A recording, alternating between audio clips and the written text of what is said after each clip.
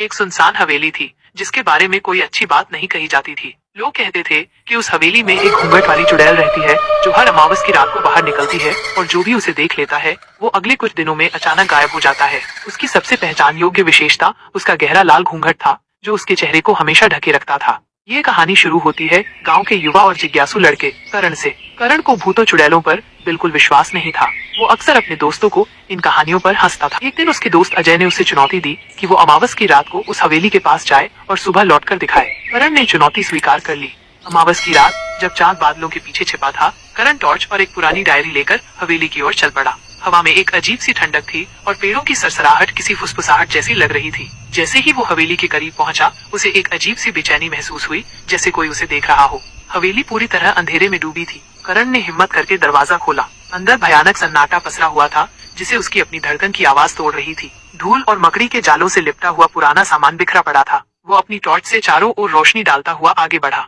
अचानक उसे एक कोने में कुछ दिखाई दिया। एक पुरानी लकड़ी की कुर्सी पर कोई बैठा था। जैसे ही टॉर्च की रोशनी उस पर पड़ी, करण की रीढ़ में सिहरन दौड़ गई। वो एक औरत थी जिसका चेहरा गहरे लाल घूंघट से ढका हुआ था। उसकी तरफ से कोई आवाज नहीं आ रही थी, बस एक असहनीय खामोशी। करण का दिल जोर जोर से धड़कने लगा। उसने सोचा कि ये सिर्फ उसकी कल्पना है, लेकिन उसकी आंखें उस घूंघट वाली आकृति पर जमी हुई थीं। उसने हिम्मत करके आवाज लगाई, कौन हो तुम? कोई जवाब नहीं आया। घूंघट वाली आकृति जरा भी हिली नहीं। करण को लगा कि शायद वो कोई पुतला है, लेकिन फिर उसे लगा कि घूंघट के पीछे से उसे घूरने वाली दो आंखें हैं। एक पल के लिए उसे लगा कि उसने घूंघट के किनारे से एक पीली सी चमक देखी। उसने सोचा, मुझे ये देखना होगा कि ये क्या है। वो धीरे धीरे उस आकृति की ओर बढ़ा। जैसे ही वो करीब पहुंचा, हवा में एक तेज गंध फैल गई, जैसे किसी पुरानी कब्र की गंध हो। ठीक तभी एक जोरदार हवा का झोंका आया और हवेली के पुराने दरवाजे अचानक जोर से बंद हो गए। धड़ाम! करण चौंक गया और पीछे हटा। जब उसने दोबारा उस आकृति की ओर देखा तो वो वहां नहीं थी। कुर्सी खाली थी।